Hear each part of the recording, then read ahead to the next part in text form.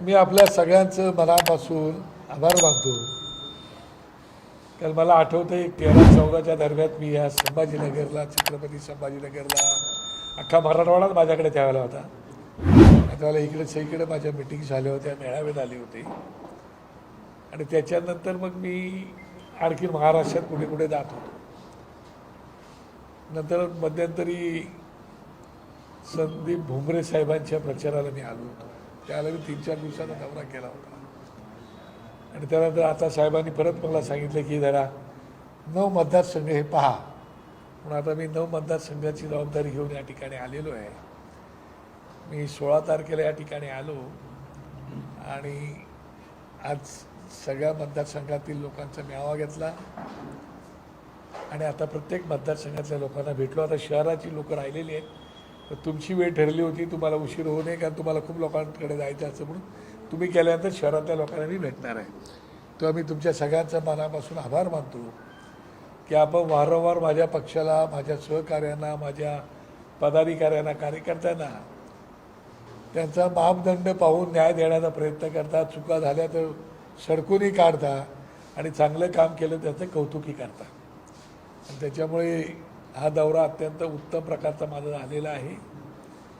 आणि मी एकंदरीत आता नवसंकल्प म्हणून मेळावा घेऊन मी सुरुवात केलेली आहे. पुन्हा एकदा सगळ्या कार्यकर्त्यांना घेऊन, कारण बरेच कार्यकर्ते पक्षात होते ते सोडून गेले. काही नवीन कार्यकर्ते, आज खूप नवीन कार्यकर्ते जुळले सुद्धा माझ्यासोबत. आता या सगळ्यांची एकंदरीत मोठ बांधून इकडे संभाजीनगरमध्ये मला उत्तम प्रकारचं काम करायचं आहे. आणि मला खात्री आहे की संभाजीनगरमध्ये एकंदरीत पाहिलं तर खूप मोठा मला म्हणजे राज्यातच स्पेस दिसते. मला ती स्पेस कशी भरून काढायची आणि यासाठी या सगळ्यात सहकार्यांना सोबत घेऊन ती भरून काढण्याचा प्रयत्न मी निदान माझ्याकडे असणाऱ्या जबाबदारी तरी मी करणार आहे. बाकी ठिकाणी अख्ख्या महाराष्ट्रामध्ये आमचे संपर्क अध्यक्ष गेलेले आहेत, जे ते आपापल्या ठिकाणी जाऊन आपलं काम करत आहेत. आणि त्याच्या पलीकडे तुम्हाला जर काय विचारायचं असेल तर नक्की विचारू शकता. मी या ठिकाणी आलो होतो, काल मला ती बातमी मिळाली. सन्माननीय ते माळी सर, प्रोफेसर आपला सुरेश बोरसे साहेब, त्यांच्या घरी मी काल गेलो होतो. त्यांच्या घरी भेट दिली, त्यांच्या कुटुंबाला भेटलो, त्यांच्या आईला भेटलो, त्यांच्या मुलीला भेटलो. आणि त्याच्यानंतर मी मागणी काय केली तुमच्यापर्यंत ती पोचलेली आहे. आणि त्याच्यामुळे मला असं वाटतं की बाकी ज्या काही गोष्टी आहेत ते मला कल्पना आहे. एकंदरीत जर तुम्ही पाहिलं तर मला आठवते आजही मी पूर्वी आलो त्यावेळेला पाहिलं, आता मध्यंतरी भुमरेंच्या प्रचाराला आलो त्यावेळेला मी पाहिलं. एकंदरीत आता शहरातले रस्ते त्यातल्या त्यात चांगले झालेले दिसत आहेत. शहरामध्ये इन्फ्रास्ट्रक्चर उभा राहतो आहे. त्याच्यामागचं कारण मी मगाशी भाषणात माझ्या बोललो, तर हल्ली जिकडे तिकडे केवळ महाराष्ट्रात नाही तर देशामध्ये रस्त्यांचं कामं प्रचंड प्रमाणात चालू आहे. आणि नागरी सुविधा इन्फ्रास्ट्रक्चरच्या नावाखाली चालू आहे. पण ते आता का कामं चालू आहे ती सगळ्यांनाच माहिती आहेत. कारण त्याच्यामध्ये फार टक्केवारीचा विषय फार तेवढाच मोठ्या प्रमाणात असतो. त्यामुळे ती कामं जरा जोरात चालू आहेत. पण त्यासोबतच छत्रपती संभाजीनगरमध्ये ते गुन्हेगारीकरण चालू आहे. लॉ अँड ऑर्डरची जी परिस्थिती आहे, एकंदरीत तुम्ही पाहिलात तर दिवसा ढवळ्या इकडे मर्डर होत आहेत. लोक चाकू तलवारी हातात घेऊन फिरत आहेत. या ठिकाणी ड्रग्सचा प्रचंड प्रमाणामध्ये वापर सुरू आहे. या ठिकाणी लोकांना ज्या अडीअडचणी आहेत, अनधिकृत बांधकामं असतील की तुमच्या आता ड्रग्सचं प्रमाण छत्रपती संभाजीनगरला वाढलेलं आहे. या सगळ्या गोष्टी जर पाहिलं तर याच्यावरती सरकारने खास करून लक्ष देण्याची आवश्यकता आहे. वास्तविक आता सरकारमधले आता पालकमंत्री इकडचेच आहेत, त्यांना लोकल परिस्थिती उत्तम प्रकारची माहिती आहे. शिवाय इतर आमदारही आहेत. सन्माननीय सावे पण इकडे मंत्री आहेत. कराड साहेब केंद्रीय मंत्री होते. अशा प्रकारचे सगळे उत्तम प्रकारचं सगळे लोक असताना या शहराची अशी परिस्थिती काय, लोकांना आजही मी मागे आलो त्यावेळेला मला सांगत होते की 8-8, 15-15 दिवस पाणी येत नाही. त्यासाठी आमच्या लोकांनी आयुक्तांचा नळबिळ फोडले होते. त्यांचा नळच कापला होता आयुक्तांचा. तेही त्याचे आंदोलन आमच्या लोकांनी, BP नोकऱ्या सगळ्या लोकांनी केले होते. आणि त्याच्यानंतर आजही लोकांना पाहिजे तसं पाणी मिळत नाही. आणि आता तुमच्या घरी तीच परिस्थिती असेल, काही वेगळी नाही. पण तुम्ही समाजाचा आरसा आहात. तुमच्या लोकांकडून माझी अपेक्षा आहे की जे काय चालू आहे ते तुम्हालाही लोकांच्या समोर आणायला पाहिजे, सरकारलाही सांगायला पाहिजे. आणि एकंदरीत कुठेतरी या शहराला न्याय मिळावा असं मला वाटतं. फक्त रस्त्याचं काँक्रीटकरण, जाळं विणून विकास होत नाही. जिकडे तिकडे प्रचंड प्रमाणे तुमची बांधकामं चालू आहेत, ते बांधकाम होणार, त्याच्याबद्दल माझं काय म्हणणं नाही. पण त्याच्यासोबत लोकांना काय हवं आहे, मी आणि मायसेल्फ या भूमिकेत राहण्यापेक्षा आपल्या लोकांना काय हवं तेही द्यायला पाहिजेत. बरेचसे भानगडी आम्ही वर्तमानपत्रातून ऐकतो, जमिनीच्या भानगडी आहेत, ह्या आहेत, त्या आरोप प्रत्यारोप होतात. खरं खोटं मला माहिती नाही, पण जे काय असेल ते. पण त्यासोबत समाजाचे पण कामं झाली पाहिजेत, अशा प्रकारची माझी मागणी होती, झालं पाहिजे. त्याच्या पलीकडे जर तुम्हाला काय विचारायचं असेल तर तुम्ही निश्चितपणे ते विचारा. या ठिकाणी दिलीप चितलांगे आणि बिपिन हे दोन इकडे संपर्क अध्यक्ष म्हणून आम्ही दिलेले आहेत. विनायक बंटी मशिलकर माझ्यासोबत आलेले आहेत. माझ्या या ठिकाणी वैभव जिल्हाध्यक्ष आहेत, बाकी सगळेच राजेश आणि सगळे पदाधिकारी या ठिकाणी, आमचा सतनाम गुलाटी आणि सगळे पदाधिकारी मंडळी पण आहेत. काय तुम्हाला जर काय प्रश्न विचारले असतील तर तुम्ही ते विचारू शकता. बिलकुल कमी पडते. त्याचं कारण असं की तुम्ही जर पाहिलं तर बरीचशी लोकं आमच्याकडे होती, चांगलं आक्रमकपणे काम करणारी लोकं होती. दुर्दैवाने आत्ताचे असणाऱ्या सरकारमधले जे घटक आहेत, या घटकांना लोकल लेवलचे पक्ष ठेवायचे नाहीत, अशा प्रकारची भूमिका घेऊन रिजनल पार्ट्या संपवायच्या आहेत. आणि म्हणून येणं प्रकारेनं रिजनल पार्ट्यांचं खच्चीकरण कसं होईल, त्यांचे कार्यकर्ते कसे फोडले जातील, त्यांना नाही ते आमिष देऊन, मग कचराडे देऊन, अमुक तमुक देऊन त्या लोकांना कसं मग केसेस टाकून अमुक तमुक सगळ्या गोष्टी करून ते सगळं त्यांना विकलांग करून टाकायची जी पद्धत सुरू या राज्यामध्ये, या देशामध्ये झाले. त्याच्यामुळे कार्यकर्ते पण इकडे तिकडे प्रचंड प्रमाणामध्ये गेले. त्यामुळे थोडंसं आम्ही कमी पडलो आहे, या मताशी मी सहमत आहे. पण पुन्हा एकदा नवीन उभारी घेऊ आणि कामाला सुरुवात करू.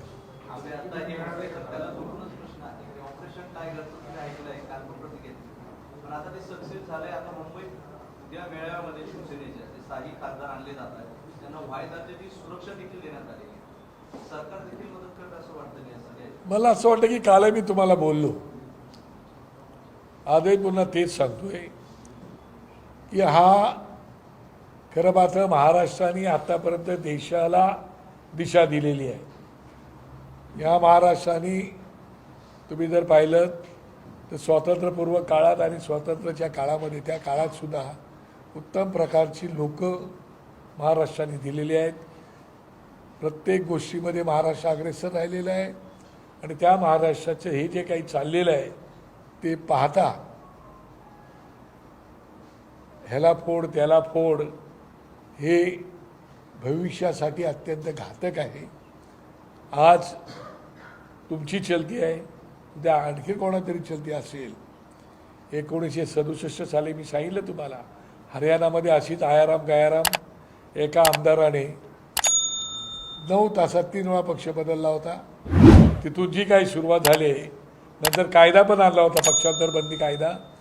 पण तो बंदी कायदा आणून सुद्धा त्याला पळवाटा काढून लोक जात आहेत, हे दुर्दैवाने मला या ठिकाणी बोलावं लागतं. आणि त्याच्यामुळे रिजनल पार्ट्या काही संपू शकत नाही, कुठलाही पक्ष हा कधीच संपत नाही. पण पक्ष जे फोडले जात आहेत, हे पक्ष फोडणारी लोक जरी पक्ष फोडण्याचा प्रयत्न करत असले तरी फुटून जाणारी लोक तयार आहेत आणि म्हणून पक्ष फोडणारे येत आहेत. हा त्याचा भाग महत्त्वाचा आहे. आणि त्याच्यामुळे सगळ्या अडचण झालेली आहे. पण हे भविष्यासाठी काही चांगलं लक्ष दिसत नाही. आता उद्या परवा कोणाचा प्रवेश होईल मला माहिती नाही, पण ठीक आहे. त्याच्यावरती जी कायदेशीर बाजू आहे ती पक्ष जो आहे, ज्या पक्षातून ते फुटलेत ते त्या बाबतीमध्ये बघतील.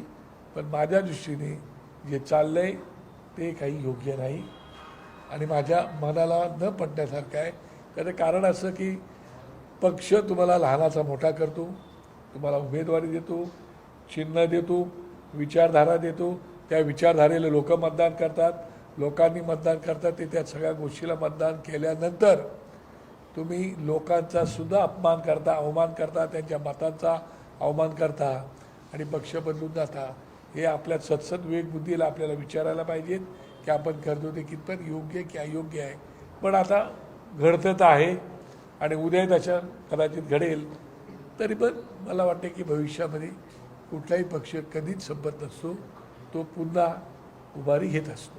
आमदार खासदार कुठला तर त्याला राष्ट्रपूर्व असं बाळासाहेब म्हणायचे आणि संजय राऊतांनी आज या वक्तव्याची आठवण करून दिली आणि राडा होणार ज्या ठिकाणी असं ते म्हणाले.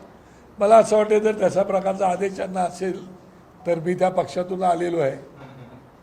माझ्या मतदारसंघात सगळ्यात भुजबळ साहेब फुटले होते, त्याच्या विरुद्ध नंतर बाळासाहेबांनी मला तिकीट दिली, तुम्ही लोकांनी मला निवडून दिलं. पण तेव्हा छलकांत भुजबळ 1.5-2 महिने लपून होते, हेही तेवढंच खरं आहे. एवढी त्यावेळेला धाक होता, भीती होती, दरारा होता. काय आता आता नाही, कार्यकर्ते आहेत ना, त्यांच्याकडे कार्यकर्ते आहेत. आता बरेच आमसारखे कार्यकर्ते तिथून बाहेर पडले. आम्ही काल पण लढाऊ होतो, आज पण लढाऊ होतो, उद्या पण लढाऊ राहणार आहोत. काय आणि अजूनही त्यांच्याकडे आता तरुण फळी खूप मोठी आलेली आहे आणि ती तरुण फळी निश्चितपणे पुढे जाईल. आता त्यांच्या पक्षाचा तो विषय मला माहिती नाही, ते काय करणार काय नाही करणार. पण मला आठवते की ठाण्यामध्ये श्रीधर खोपकरांचं त्यावेळेला झालं होतं, त्याच्यानंतर कोणी धाडस केलं नव्हतं, त्यानंतर भुजबळांनी केलं होतं. त्याच्यानंतर भुजबळांसोबत गेलेली लोक हाताच्या बोटावर शिल्लक राहण्यासारखी पण राहिली नाही, सगळे पडले होते. राणेसाहेबांसोबत गेलेली लोक ती जर पाहिलीत तर 1-2 कालिदास कोलंबकर सारखे वगैरे लोक राहिली, ती नाही राहिली. आता एकनाथ शिंदे साहेबांसोबत गेलेली लोक भविष्यात लोक ठरवतील काय ते. पण आता लोकांच्याच मनामध्ये आहे, चला इलेक्शनला आम्ही मतदान करतो ते कुठं चाललंय. त्यामुळे लोकांच्या मनात ईव्हीएमशी शासनता आहे, शंका आहे आणि त्याच्यासोबत गांधी बाप्पा पण आहेत. गांधीजींचा पण प्रचंड मारा चाललेला आहे, राष्ट्रपितांचा पैशाचा वारेमाप चालले असे लोक म्हणत आहेत आणि आता ते आरोप प्रत्यारोप होत आहेत. त्याच्यामुळे भविष्यात काय होईल मला माहिती नाही. आता मी काय ज्योतिषीलाही सांगायला, पण जे जे घडलेलं आहे ते मी तुमच्यासमोर मांडलं. माझ्या डोळ्यांसमोर या सगळ्या गोष्टी घडलेल्या आहेत. मी जेवढे वर्ष राजकारण काढले त्यात मी पाहिलेलं आहे. मी कधीच कोणत्या पक्षाविषयी वाईट बोलत नाही किंवा व्यक्तीविषयी वाईट बोलत नाही, पण जे झालेलं आहे ते मी सांगितलं. मुंबईचा एक व्हिडिओ व्हायरल होतोय, मुंबईचा एक व्हिडिओ आहे, रेल्वे पश्चिमचा एक कर्मचारी आहे, तो असं सांगतो की मी मराठी बोलणार नाही आणि जर विचारलं जातं की तो कदापि बोलणार नाही. व्हिडिओ व्हायरल होतो. मला असं वाटतं हा विषय नाही, तो हा विषय आहे, त्या विषयावरती आमची लोक तिकडच्या लेवलवरती बघतील. मला वाटतं की ज्या राज्यात आपण राहतो त्या राज्याचा सन्मान केला पाहिजे, त्या राज्याच्या भाषेचा सन्मान केला पाहिजे, तिथल्या संस्काराचा सन्मान केला पाहिजे. मला आजही आठवतं आहे ज्यावेळेला राज ठाकरेंना बेळगाव कारवार ह्या विषयावरती प्रश्न विचारला होता, त्यावेळेला राजसाहेबांनी तिथल्या आमच्या मराठी माणसाला सांगितलं होतं की तुम्ही बेळगाव कारवारमध्ये राहता तर तिथली भाषा तुम्ही शिकली पाहिजे, त्या संस्कृतीची पण तुम्हाला एकरूप व्हायला लागेल. मात्र आपल्या भाषेचा अवमान होणार नाही, ते आम्ही तिकडच्या मुख्यमंत्र्यांशी पण बोलू की मराठीचा तुम्ही सन्मान राखा, पण तुम्ही ज्या राज्यात राहता त्या राज्याचा सन्मान, त्या भाषेचा सन्मान तुम्हाला राखायला पाहिजे असं मला वाटतं. कारण ह्या विषयावरती कोणी काय बोलायचं काय नाही बोलायचं, पण आपण ज्या राज्यात राहतो, ज्या राज्याचं मीठ खातो, ज्या जमिनीत उठतो बसतो, जिथं पैसे कमवतो, तिचा सन्मान आपला राखायला पाहिजे अशी माझी स्पष्ट भूमिका आहे. मला कल्पना नाही, मी आता इकडे दौऱ्याला असल्यामुळे मला कल्पना नाही. पण हल्ली ते बंधू एकमेकांना भेटत असतात, बोलत असतात. त्यांचे आदित्यजी आणि अमितजी ठाकरे हे पण एकमेकांना भेटत असतात, बोलत असतात. उद्या मेळावा आहे राजसाहेबांचा, तिथे काही भाष्य होऊ शकते? राजसाहेब कोणाचा मेळावा आहे? आता आमचा मेळावा तर उद्या करायची साहेब बोलतील सुद्धा. मी पण त्या मेळाव्याला उद्याला मेळावा मला वाटतं 20 तारखेला, मी 20 तारखेला त्या मेळाव्या आहे. त्याच्या मला आत्ताच मेसेज आला आहे. त्याच्यामुळे कदाचित त्याच्यामध्ये ते भाष्य करू शकतात. आणि पातळीवर असं आहे की मेळावे होतात, बैठका होतात, सगळं होतं, पण ज्यावेळेस इलेक्शन येतं त्यावेळेस संभाजीनगरमध्ये निवडणूक लढायची नाही असा एक निर्णय वरून येतो आणि सगळे तुमचे नाही नाही, खरं ही गोष्ट तुमच्या या मताशी पूर्णपणे मी सहमत आहे. खरं पाहता काय वेळेला पक्ष पातळीवरती विचार केला जातो आणि इकडची लोकल परिस्थिती काय आहे त्या लोकल परिस्थितीला अनुसरून काय निर्णय घ्यायचा अशा प्रकारची वरती चर्चा होते. नंतर तो निर्णय घ्यावा लागतो. त्यामुळे काही कार्यकर्ते नाराज होतात, काही कार्यकर्ते मग पक्ष सोडून जातात, मग दुसऱ्या कुठल्या तरी पक्षामध्ये प्रवेश करतात. या घटना घडलेल्या आहेत. आता मी इकडे आल्या, आता मी सांगितलं आता ग्रामपंचायतीच्या निवडणुका आहेत. मी आत्ता म्हणतो आमच्या लोकांना झाले ग्रामपंचायतीच्या निवडणुका तयारी करा, आपल्याला निवडणुका लढवायच्या आहेत.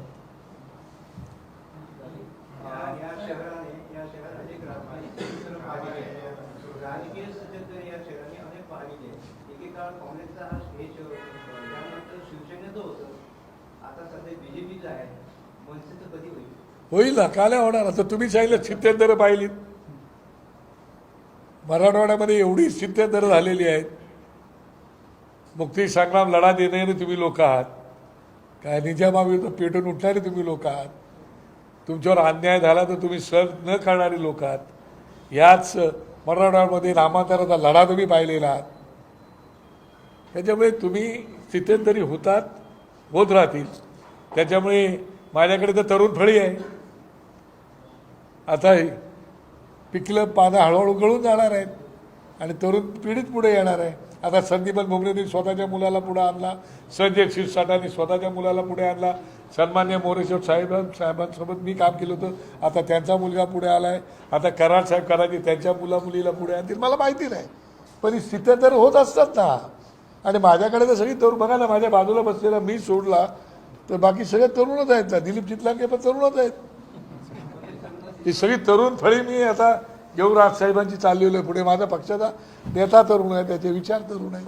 मालाडमध्ये छत्रपती शिवाजी महाराजांची जीर्णोद्धाराची प्रकृती आहे, प्रतिकृती स्वरूपात शिल्प आहे, त्यावर जैन समाजाचा झेंडा लावण्यात आला आणि हिंदू हो, तो विषय मी बघितला, पण तो लगेच त्या समाजाच्या माणसाने तो काढून टाकला.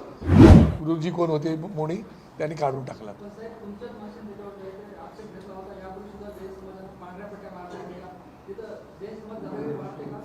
मला असं वाटतं बघा कसं आहे की ह्याच्यापूर्वी असं काही गोष्टी नव्हत्या. पूर्वी आपण सलोख्याने सगळे राहत होतो. त्यांच्या भावना अशा आहेत की आमचे जे गुरुजी आहेत ते त्या पट्टीवरून चालतात असं त्यांच्या भावना आहेत. आणि तो विषय हा पक्षपातीचा विषय आहे. त्याच्यावरती परवा भाषणामध्ये साहेब त्याच्यावरती बोलतीलच, आपली भूमिका 100% येणार. त्यामुळे आज मी भाष्य त्याच्यावरती करणं उचित नाही असं मला वाटते. जर साहेब त्या विषयावरती बोलणार असेल तर मी बोलणं काही उचित नाही. पण कार्यकर्त्यांमध्ये आज तुम्ही छत्रपती संभाजीनगरमध्ये अशी भावना आहे, मेहनत एक करतात निवडणुकीच्या टायमाला किंवा पद द्यायच्या टायमाला वरिष्ठ दुसऱ्यांनाच आणून डोक्यावर बसवतात. कोणाला बसवलं मला सांगा तुम्ही? अशी एक कार्यकर्त्यांची भावना आहे. कोणाला बसवलं ते उदाहरण तर द्या मला. की मुंबईहून एखादा माणूस आम्ही पाठवला, की दुसऱ्या पक्षातून आणला त्याला पाठवला. एक दशरथ आला होता, लढाऊ माणूस होता, त्याला आम्ही आणलं होतं. नंतर त्यांचा प्रवास वेगळा त्यांनी घेतला, गेले. दुसरा कोण माणूस आणून आम्ही यांच्या डोक्यावर बसवलं तुम्हाला दाखवा. मी तर आता कित्येक वर्ष संभाजीनगरला येतो, छत्रपती संभाजीनगरला, मला तर दिसत नाही तसं. कार्यकर्त्याच्या भावना असू शकतात. मी म्हणतो तुम्ही मला चांगली माणसं द्या, आता पण तेच सांगितलं. तुम्हाला संधी देतो मी, संधी दिल्याशिवाय त्यांना पुढे येता येणार नाही. शिवसेना मनसेची युती आहे. संजय सकाळी म्हणाले की जे आमदार असतील त्यांना असतील त्यांच्या मतदारसंघात मनसैनिक काही खळखळायला त्यांना पाठिंबा देणार नाही बघा, दोन बंधूंमधली युती, दोन पक्षाची युती आहे. त्या विषयावरती दोन्ही भाऊ एकत्रितपणे बसून निश्चितपणे काय करायचं ते ठरवतात. आणि काल तुम्हाला मी बोलल्याप्रमाणे बोरसे साहेबांच्या घरी गेलो होतो मी. तिथली वास्तव पाहिल्यानंतर मला ठाम म्हणणं आहे की त्या ठिकाणी त्याची दुर्गुण हत्या झालेली आहे, खून करण्यात आलेला आहे. दुर्दैवाने मला बोलावं लागतंय की त्या ठिकाणी पोलीस दल त्याच्यात सहभागी आहे. वाळू माफियांच्या नादाने पोलीस दल त्याच्यात सहभागी जर होत असेल आणि तशा प्रकारचा तिथं 302चा गुन्हा नोंद होऊन सुद्धा जर तो 302चा गुन्हा न होता दुसरी कलमं टाकून जर तो गुन्हा नोंदवण्यात येत असेल आणि मॅजिस्ट्रेट कस्टडी जर त्यांना देत असतील तर याच्यात नक्कीच काळं बेरं काहीतरी आहे.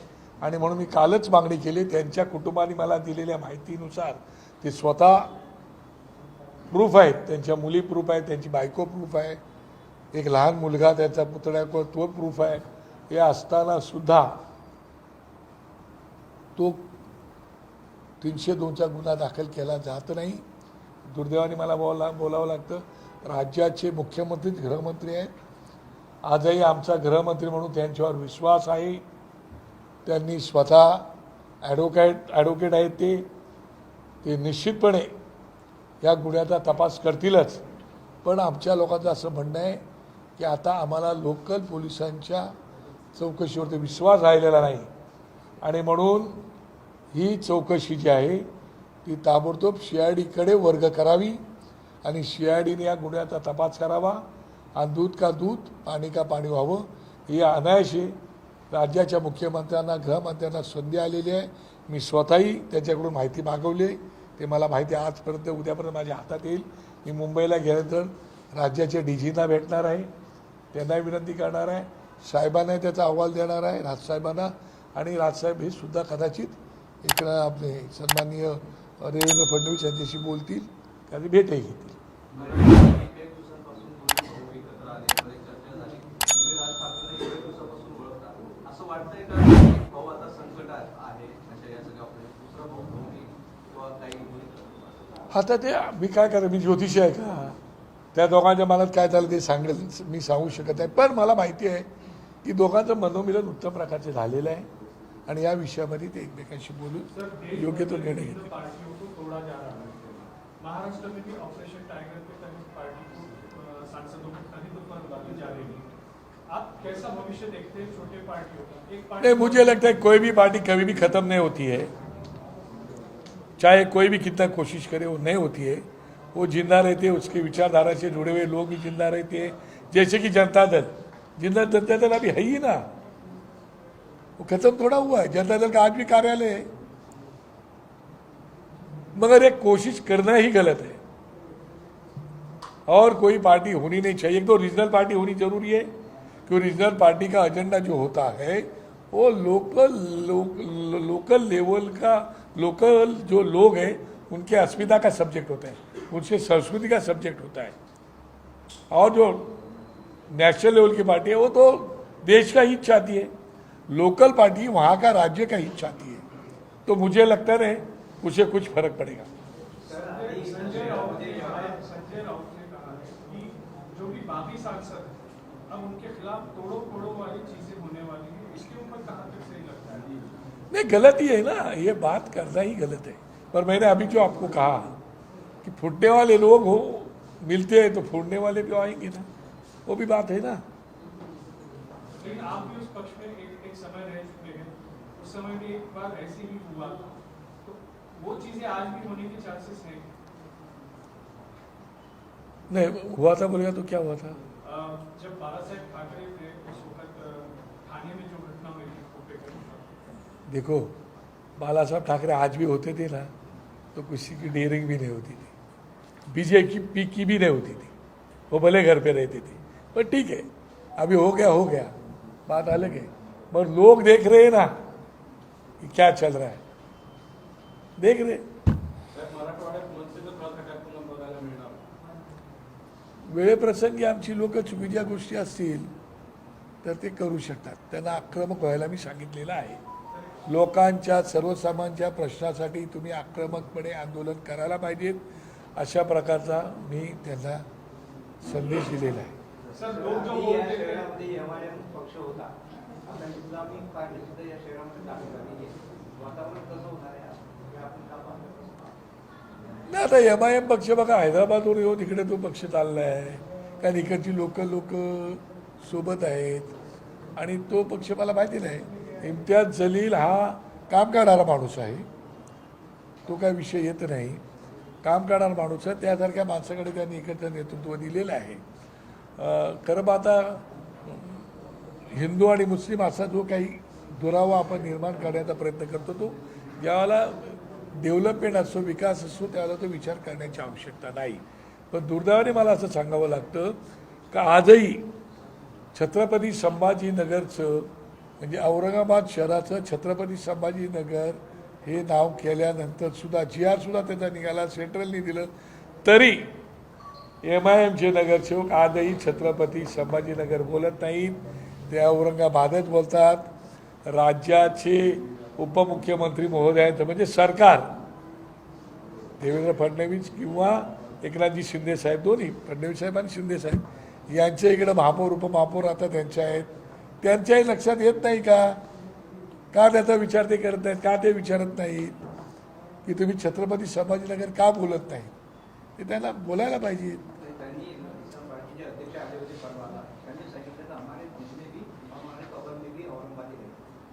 हां, आता ते जर तसे बोलत आहेत काय तर त्याच्यावरती सगळ्या पक्षाची लोक विचार करतील, आम्ही काढणारच. सर, वोटर जो है कभी भी वोट देते समय पार्टी की विचारधारा को वोट देता है, ना कि किसी व्यक्ति को वोट देता है. अब जब नेता चुन के आते हैं और जिस तरीके से पक्षांतर होता है, तो क्या वो वोटर के साथ धोखा नहीं है? बिल्कुल धोखा होता है, मैं तो वही तो बोला, लोगों का अवमान होता है, लोगों का अपमान होता है, लोगों के साथ धोखा होता है. पर आजकल देखता कौन है, आई मी और माई सेल्फ, सब लोग अपनी भविष्य कैसे रहेंगे उसके बारे में सोच रहे, अपने बच्चों के बारे में सोच रहे. उसके बाद मैं ये कहना चाहता हूँ कि मैं हमारे लोगों को बताया है, अभी चितलांगे साहब इन लोगों को बताया है कि एक मनसे का अच्छा कार्यालय अभी हम लोग यहाँ पे चालू करने वाले हैं. हाँ, वो चालू होने के बाद मैं खुद भी आऊँगा. सोबतच तिकडे आम्ही आपत्कालीन अडचणी ज्या आल्या येतात, आपत्कालीन व्यवस्था काही वेळेला अशा घटना एखाद्या घडतात, तर त्यासाठी सुद्धा आपत्कालीन काय आपल्याला मदत लोकांसाठी करता येईल ते पण एखादं व्यवस्थापन जर काय करता आलं तिकडे ऑफिसमध्ये ते पण करण्याचा मी प्रयत्न करतोय. एखादी वैद्यकीय इमर्जन्सी जर कोणाला मदत लागली तर ती मदत देण्यासाठी काय करता येईल का, त्याच्यावरती पण सूचना दिलेल्या आहेत, ते करता येईल का, तर त्याच्यावरती पण माझं थोडंसं काम चालू आहे, पण ते पण आपण करण्याचा गरजा हिंदुस्तान चॅनलला सबस्क्राईब करा आणि ताज्या घडामोडी जाणून घेण्यासाठी बेल आयकॉनवर प्रेस करा.